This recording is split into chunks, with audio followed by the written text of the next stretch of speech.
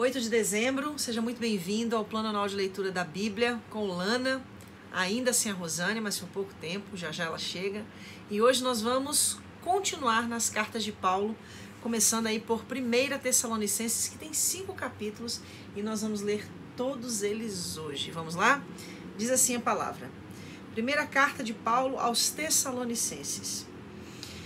Capítulo 1. Eu, Paulo e Silas e Timóteo, escrevemos esta carta aos irmãos da igreja da cidade de Tessalônica, a vocês que estão unidos com Deus, o Pai, e com o Senhor Jesus Cristo. Que a graça e a paz estejam com vocês, a fé e a vida dos tessalonicenses. Nas nossas orações sempre damos graças a Deus por todos vocês e nunca deixamos de pedir em favor de vocês, pois lembramos da presença do nosso Deus e Pai, como vocês puseram em prática a sua fé, como o amor de vocês os fez trabalhar tanto e como é firme a esperança que vocês têm no nosso Senhor Jesus Cristo. Irmãos, sabemos que Deus os ama e os escolheu para serem dele, pois temos anunciado o Evangelho a vocês não somente com palavras, mas também com poder, com o Espírito Santo e com a certeza de que esta mensagem é a verdade. Vocês sabem de que maneira nos comportamos no meio de vocês, para o próprio bem de vocês. E vocês seguiram o nosso exemplo e o exemplo do Senhor Jesus. Embora tenham sofrido muito, vocês receberam a mensagem com aquela alegria que vem do Espírito Santo. Desse modo, vocês se tornaram um exemplo para todos os cristãos das províncias da Macedônia e da Acaia, pois a mensagem a respeito do Senhor partiu de vocês e se espalhou pela Macedônia e pela Acaia. E as notícias sobre a fé que vocês têm em Deus chegaram a todos os lugares. Portanto, sobre isso não é preciso falarmos mais nada.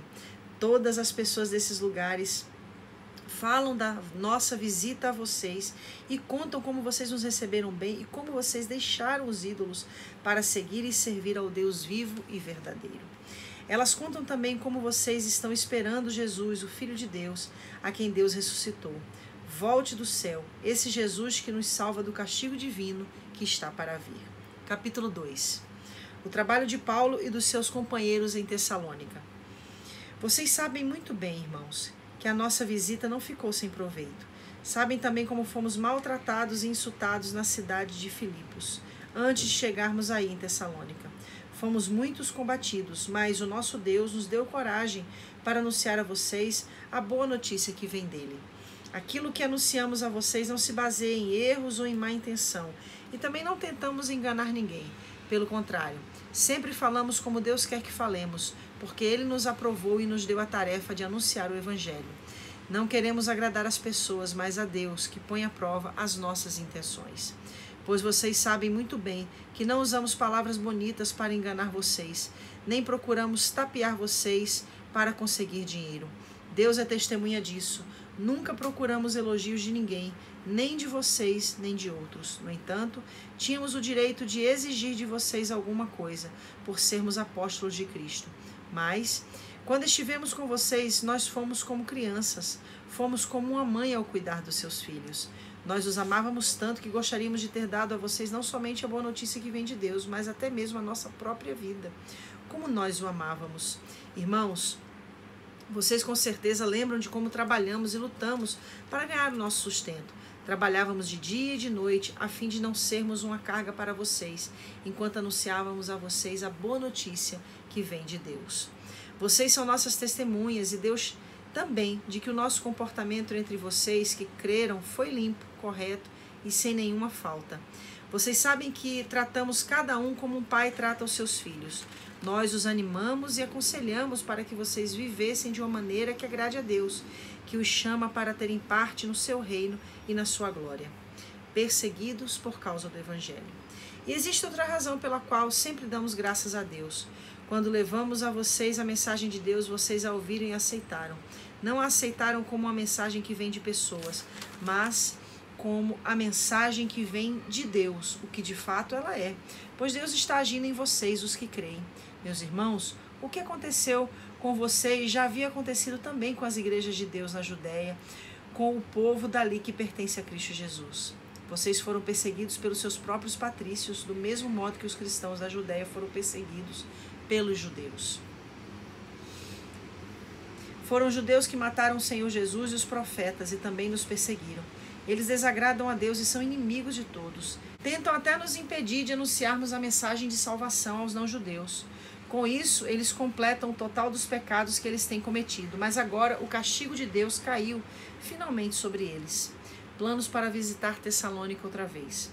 Irmãos, nós tivemos de nos separar de vocês por algum tempo. Estamos longe dos olhos, mas perto do coração. Sentimos muitas saudades de vocês e gostaríamos de vê-los outra vez. Por isso quisemos ir até aí e fazer uma visita a vocês. Pelo menos eu, Paulo, quis fazer isso mais de uma vez, mas Satanás não nos deixou. Afinal, quando nosso Senhor Jesus vier, vocês e ninguém mais são de modo todo especial a nossa esperança, a nossa alegria e o nosso motivo de satisfação diante dele pela nossa vitória. Sim, vocês são nosso orgulho e a nossa alegria.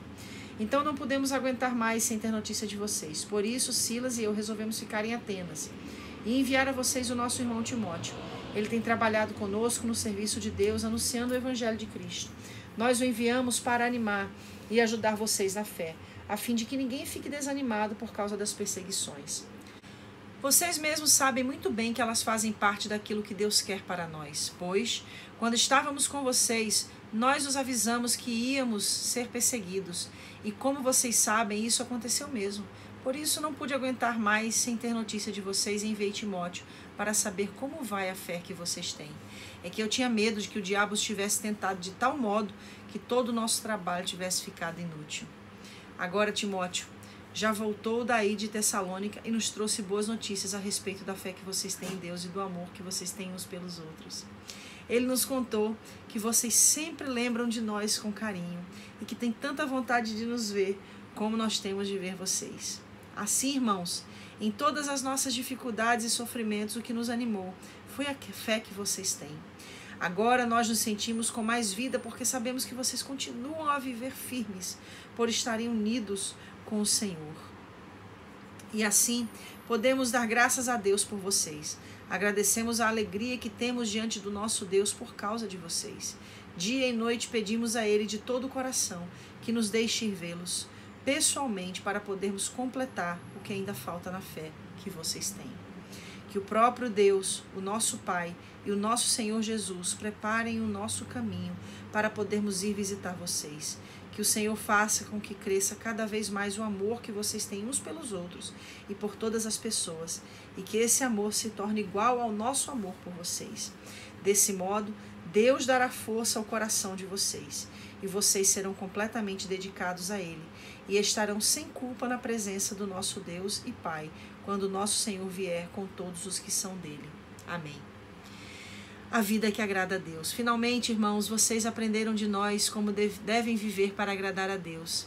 E é assim mesmo que vocês têm vivido. E agora pedimos e aconselhamos em nome do Senhor Jesus que façam ainda mais, pois vocês conhecem os ensinamentos que demos pelas autoridades do Senhor Jesus. O que Deus quer de vocês é isto, que sejam completamente dedicados a Ele, que fiquem livres da imoralidade. Que cada um saiba viver com a sua esposa de um modo que agrade a Deus com todo o respeito e não com paixões sexuais baixas, como fazem os incrédulos que não conhecem a Deus.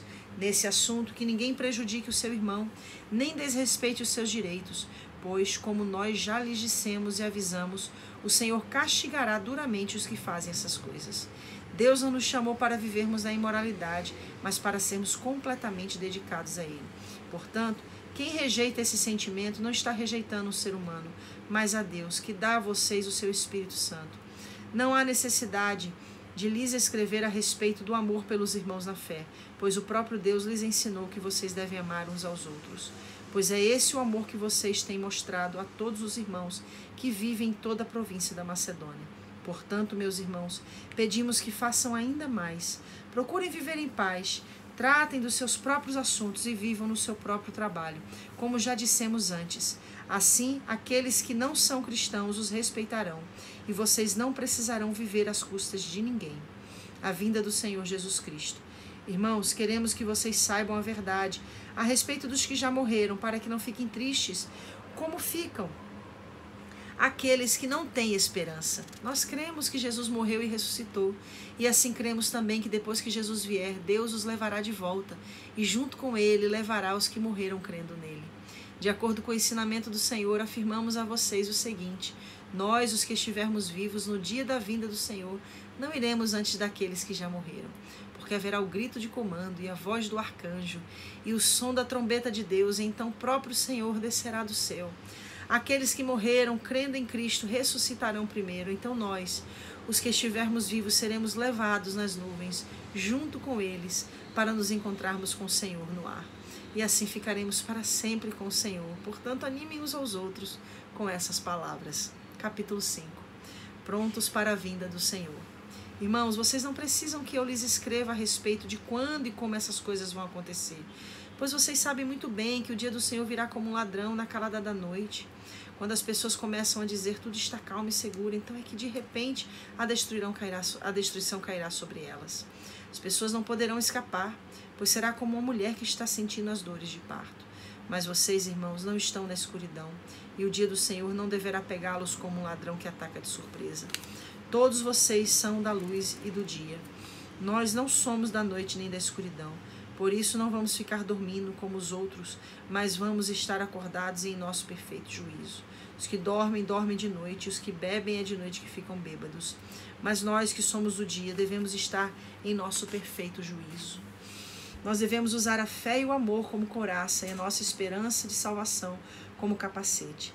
Deus não nos escolheu para sofrermos o castigo da sua ira, mas para nos dar a salvação por meio do nosso Senhor Jesus Cristo, que morreu por nós para podermos viver com Ele, tanto se estivermos vivos como se estivermos mortos quando Ele vier. Portanto, animem e ajudem uns aos outros, como vocês têm feito até agora. Últimos conselhos e saudações. Irmãos, pedimos a vocês que respeitem aqueles que trabalham entre vocês, isto é, aqueles que foram escolhidos pelo Senhor para guiá-los e ensiná-los. Tratem essas pessoas com maior respeito e amor por causa do trabalho que fazem e vivam em paz uns com os outros. Pedimos a vocês, irmãos, que aconselhem com firmeza os preguiçosos, deem coragem aos tímidos, ajudem os fracos na fé e tenham paciência com todos. Tomem cuidado para que ninguém pague o mal com o mal. Pelo contrário, procurem em todas as ocasiões fazer o bem uns aos outros e também aos que não são irmãos na fé.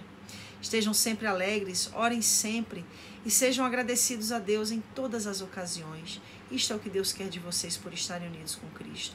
Não atrapalhem a ação do Espírito Santo, não desprezem as profecias, examinem tudo, fiquem com o que é bom e evitem todo tipo de mal.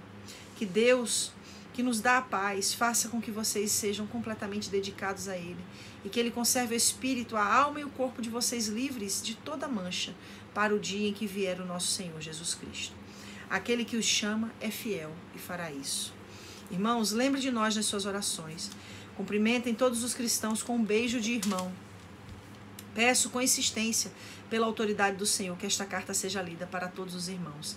Que a graça do nosso Senhor Jesus Cristo esteja com vocês. Que carta linda, né? Carta gostosa de ler.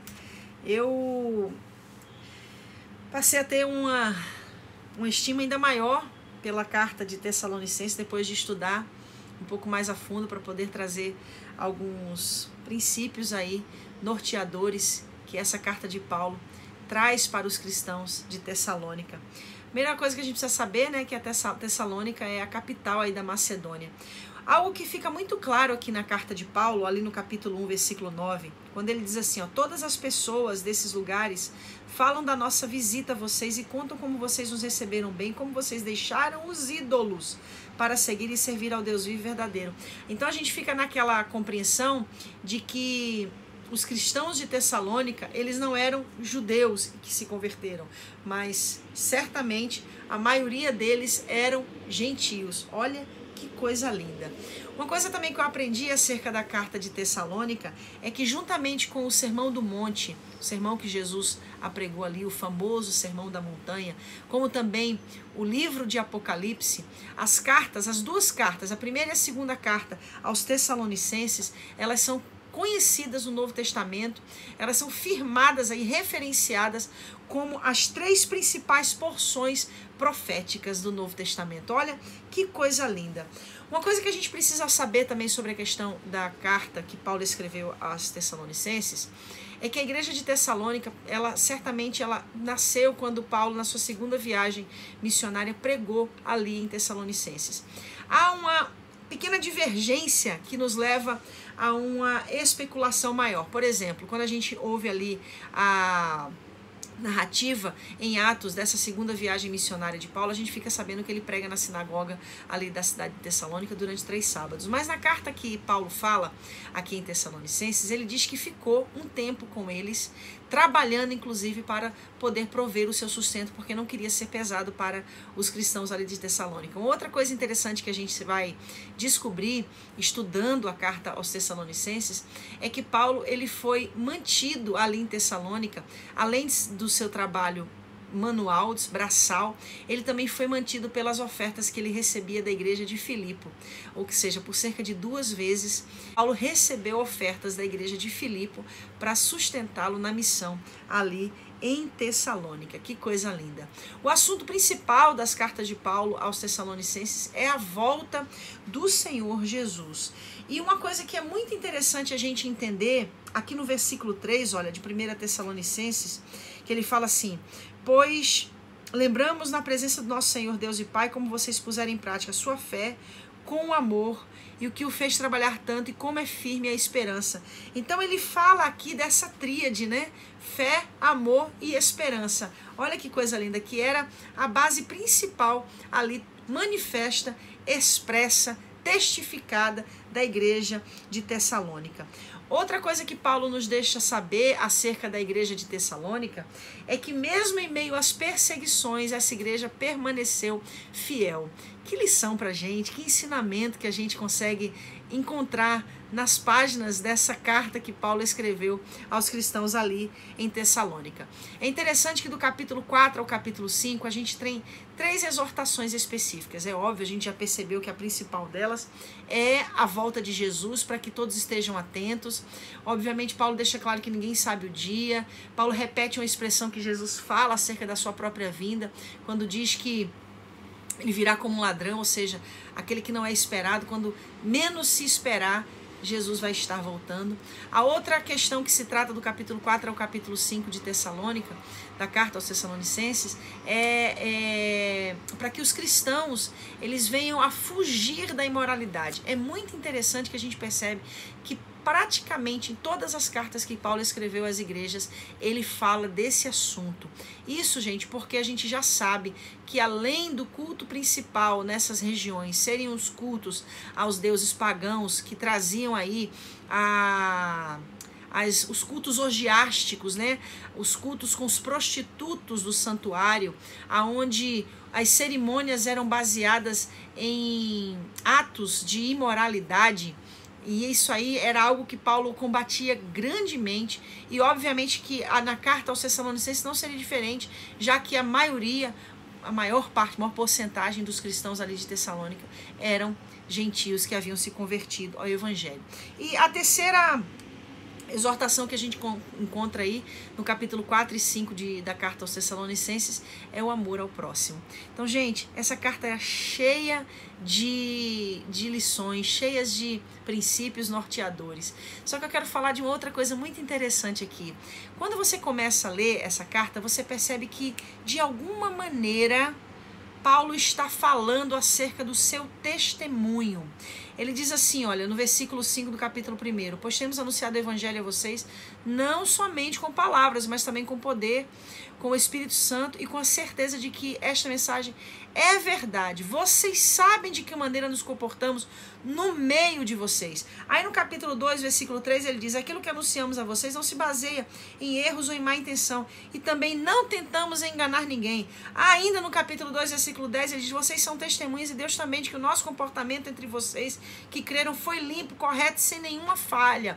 Ou seja, Paulo está trazendo aí aos cristãos de Tessalônica a característica da idoneidade, do caráter do seu ministério, um ministério baseado no amor, um ministério baseado no sacrifício. E acredita-se que Paulo estava provavelmente buscando se defender de face às acusações que haviam surgido ali contra ele naquela igreja. Então, gente, é como eu falei ontem, na leitura da Bíblia, da porção de ontem, eu volto a falar aqui, Nunca a gente vai poder dizer que as cartas de Paulo são antigas, elas são atualizadas. As mesmas coisas que aconteciam nas igrejas de antigamente acontecem na igreja da atualidade.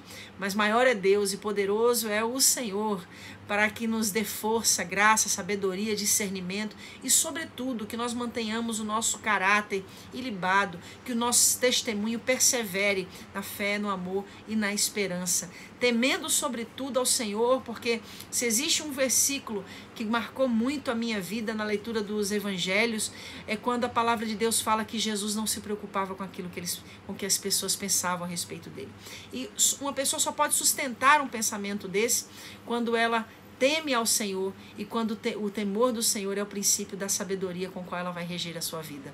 Então que Deus abençoe a sua vida, que o Senhor te guarde, que o Senhor te proteja e que você tenha, assim como os cristãos de Tessalônica, essa referência. Mesmo em meio às perseguições, que você se mantenha firme, mesmo em meio às dificuldades dessa geração, para servirmos a Cristo de uma forma ilibada, para servirmos a Cristo de uma forma onde o nosso testemunho venha reluzir no meio das trevas, que nós possamos estar salvos de toda e qualquer confusão, que nós possamos estar livres de todo e qualquer mau testemunho. Que Deus te abençoe e até amanhã, na segunda carta de Paulo aos Tessalonicenses. Se não me engano, são 3 capítulos, isso mesmo, 3 capítulos. Amém? Um abraço, Deus te abençoe.